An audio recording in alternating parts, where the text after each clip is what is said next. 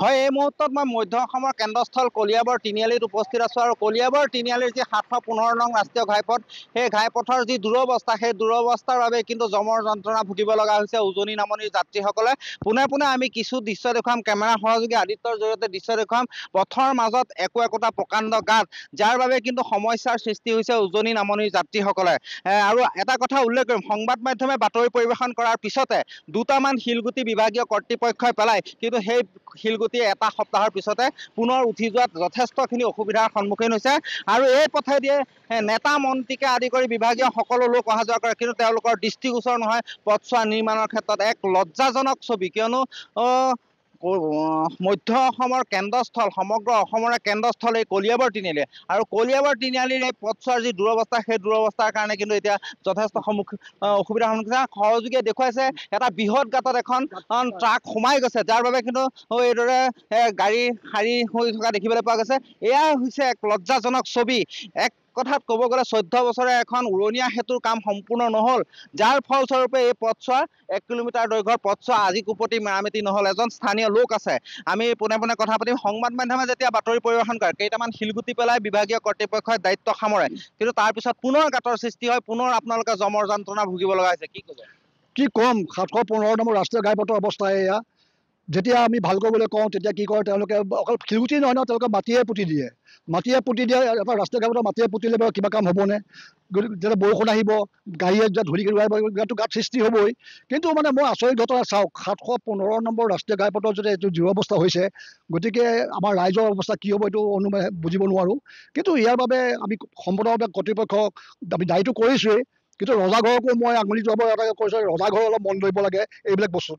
ৰজাঘৰে নিজৰ আত্মসন্তুষ্টিৰ কাৰণে নিজে হেৰি কৰিলে নহ'ব, ৰাইজৰ কথাও চিন্তা কৰিব লাগিব। কিয়নো আমাৰ কৰকাতলৰ পইচাৰে আমি এইফালে যাত্ৰা কৰোঁ, আমাৰ গাড়ীৰ পৰা পইচা লয়, আমি হেৰিৰ পৰা পইচা লৈ। ইয়াতে চাওক মাজতে এখন টমটম এখন পৰি গৈছে, 2জন মানুহ আহত হৈছে। স্কুটাৰ বাইকৰ কথা ক'বই নালাগে।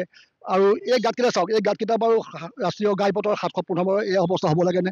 ইয়াতে মাছৰ পোনা দিলেও এতিয়া মাছ জীয়াই থাকিব।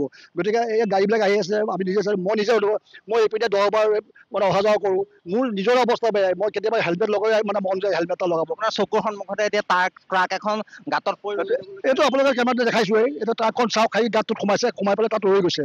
গতিকে এই বস্তুটোৰ কাৰণে অকল আমি কৰ্তৃপক্ষক যোগ দিও লাভ নাই। এইটো আমাৰ ৰজাঘৰৰ মানুহ আহি সিহঁতৰ ৰজা নিজে নাহিলেও কোনোবাই পঠিয়াই পেলাই চাব লাগে যে একচুৱেলি নেশ্যনেল 715 নম্বৰ আছে, এইটো গাঁৱৰ পথ নহয়।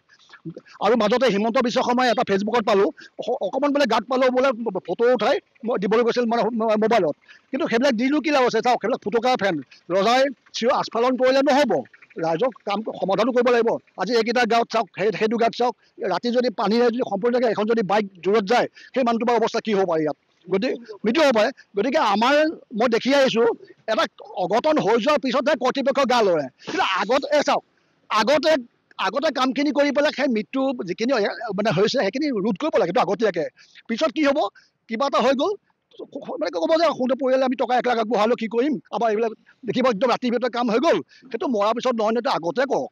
আৰু এটা প্ৰশ্ন সোধোঁ আপোনাক, উৰণীয়া সেতুখন 14 বছৰ সম্পূৰ্ণ হ'ল, যদি উৰণীয়া সেতুখনৰ কাম সম্পূৰ্ণ হ'লহেঁতেন হয়তো পথছোৱাও নিৰ্মাণ হ'ল হয়। এইটোতো আৰু উৰণীয়া সেতুৰ কাৰণে চাওক, আপোনালোকে ইতিমধ্যে আমি কিমানবাৰ কৈ আহিছোঁ, উৰণীয়া সেতুখনৰ কাৰণে আমি সমস্যাৰ সন্মুখীন হ'লে।